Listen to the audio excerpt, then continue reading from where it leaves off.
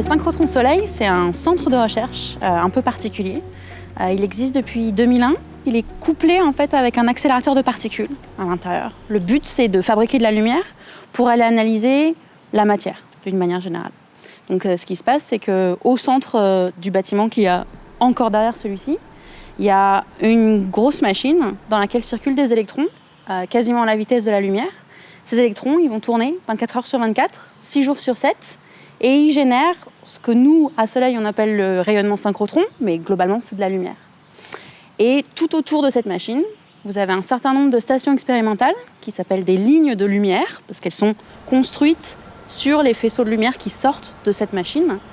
Et sur ces lignes de lumière, il y a différentes équipes de chercheurs et de chercheuses qui font des expériences et qui analysent toutes sortes d'échantillons sur plein de domaines différents. Donc le but de Soleil, ultimement, c'est de permettre à nos chercheurs et chercheuses de faire des expériences sur le site, mais on fait aussi de l'accueil d'utilisateurs et d'utilisatrices, c'est-à-dire qu'on est à disposition de la communauté scientifique, nationale et internationale. Donc chaque année, on a à peu près 5000 utilisateurs et utilisatrices qui viennent à Soleil. Et donc le but pour nous, c'est de leur fournir le meilleur faisceau possible, de la manière la plus stable possible. Du coup, très important de stabiliser en température nos installations et donc d'avoir un circuit de refroidissement qui fonctionne bien. Dans la machine, par exemple, on fonctionne à 21 degrés Celsius.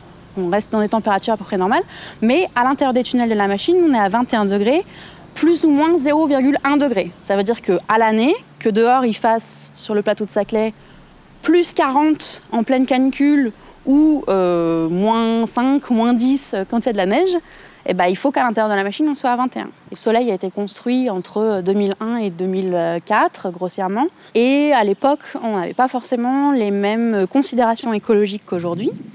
Et c'est vrai qu'aujourd'hui, on se retrouve 20 ans après avec une machine qui est assez gourmande en énergie. Et donc là, un projet qui est lancé notamment cette année, c'est le projet de refaire toute notre station de refroidissement de manière à consommer beaucoup moins d'électricité pour refroidir et beaucoup moins d'eau de ville aussi. La station T3 actuelle, donc, qui sert à la production de l'eau glacée à destination du synchrotron et des installations du site, elle est obsolète, elle est ancienne. Nous avons participé donc, au plan de relance du gouvernement en octobre 2020. Ce dossier a été sélectionné pour pouvoir être financé pour assurer la rénovation complète de cette sous-station. Ce projet T7 au niveau de la nouvelle sous-station, c'est un travail de plusieurs années qui est issu d'une préétude qui avait été faite pendant une préparation d'un cursus d'ingénierie dont j'ai préparé le dossier. Ça a été un travail aussi qui a été fait dans le cadre d'un partenariat en école d'ingénieurs du CNAM sur la partie, ce que l'on appelle la branche efficacité énergétique. Un travail aussi a été fait en parallèle avec nos homologues étrangers. Je peux le citer, le synchrotron anglais Diamond, Light Source, qui se trouve dans la région d'Oxford. Et donc cette organisation fait qu'on a pu commencer à définir les objectifs de cette nouvelle station. Et aujourd'hui, effectivement, le programme tel qu'il a été présenté par Mohamed et moi, en fait, c'est l'aboutissement de tout ce travail qui a été fait depuis, on va dire, 2017. En termes de planification, les contraintes du plan de relance font que l'ensemble des marchés doivent être notifiés avant décembre 2021. Nous avons prévu de déposer le permis de construire au plus tard à la mi-juin, ce qui va pouvoir nous permettre d'entamer la partie projet donc des études, pouvoir faire valider par la suite le dossier DCE par le bureau de contrôle avant de lancer l'ensemble des consultations à partir de septembre. Et nous espérons à ce moment-là pouvoir avoir la validation du permis de construire pour pouvoir lancer le reste des entreprises et des prestations pour pouvoir réaliser ce projet. Qui dit futur projet dit bien évidemment amélioration sur les aspects techniques. Aujourd'hui, nous avons une installation qui est définie en 3 parties. Nous avons un niveau de refroidissement, un niveau de production de froid qui sert à envoyer les réseaux en température sur les différentes utilités. Et ce que je l'appelle, moi, un circuit, une partie, une section qui est dédiée aux utilisateurs, donc avec différents régimes de température qui sont nécessaires au refroidissement de l'accélérateur et des laboratoires pour les scientifiques.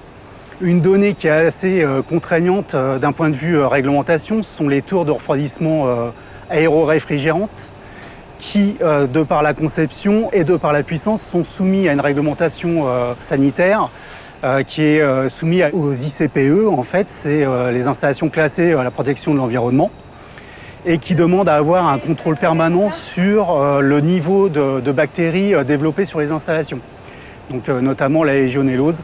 Pour le projet de la nouvelle station, avec ce switch, cette évolution technologique, nous avons changé de machine. Nous allons passer par ce qu'on appelle des dry coolers adiabatiques, c'est-à-dire sont ni plus ni moins que des grosses batteries hydrauliques sur lesquelles fonctionnent plusieurs ventilateurs installés et qui vont pouvoir permettre de garantir l'équivalent en puissance tout en diminuant de l'ordre de 80% la consommation d'eau potable en un point d'eau. Le projet du bâtiment T7, en fait, il fait partie de cet ensemble constant d'amélioration qu'on apporte à tout par les groupes supports, par les lignes de lumière, etc. Alors cette année, on a plein de projets différents, dans plein de domaines différents, c'est extrêmement pluridisciplinaire. Et je pense qu'on peut s'attarder cette année sur quelque chose d'un peu particulier, qui est le cas du Covid-19.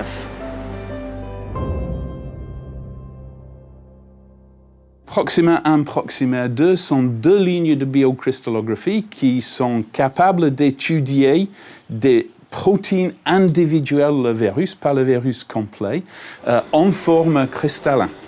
Et les autres lignes qui étudient les virus à soleil sont les lignes DISCO en imagerie ultraviolette et Smith en imagerie infrarouge. Ça, c'est à moindre résolution, mais ça a l'intérêt de pouvoir étudier des tissus infectés avec une information chimique supplémentaire. Et cette possibilité d'étudier la matière à très haute résolution, regarder les atomes dans certains cas particuliers, c'est peut-être particulièrement utile pour répondre à des besoins en médicaments.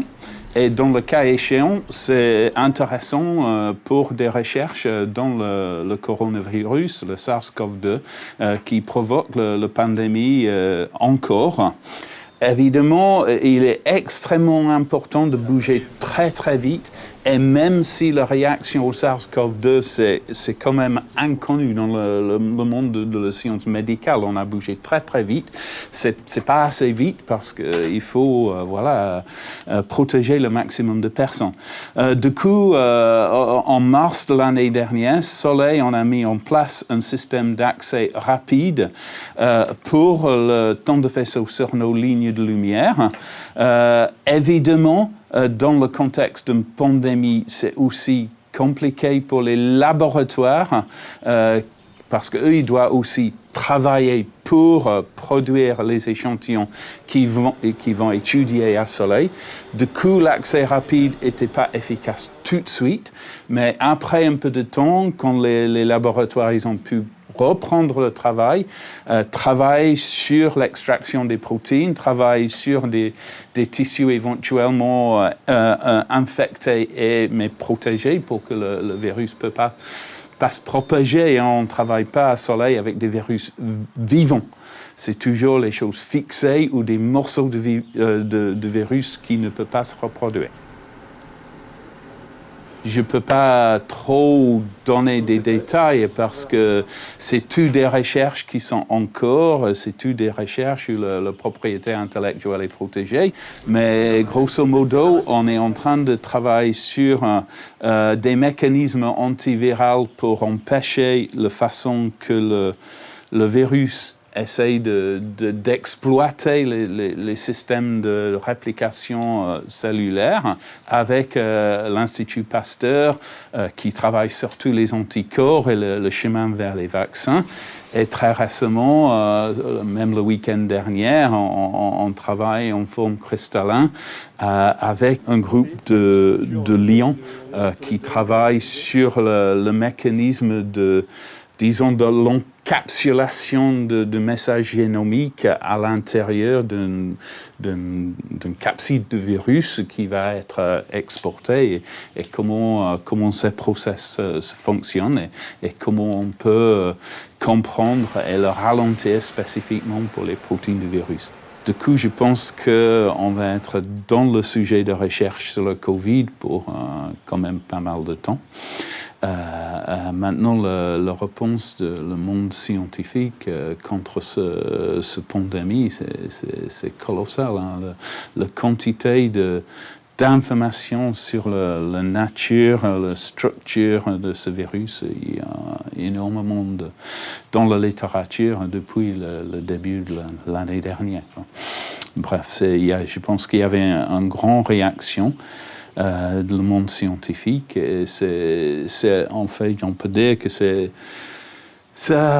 assez optimiste pour civilisation que des scientifiques dans des pays différents peuvent se mettre ensemble pour essayer de résoudre un problème.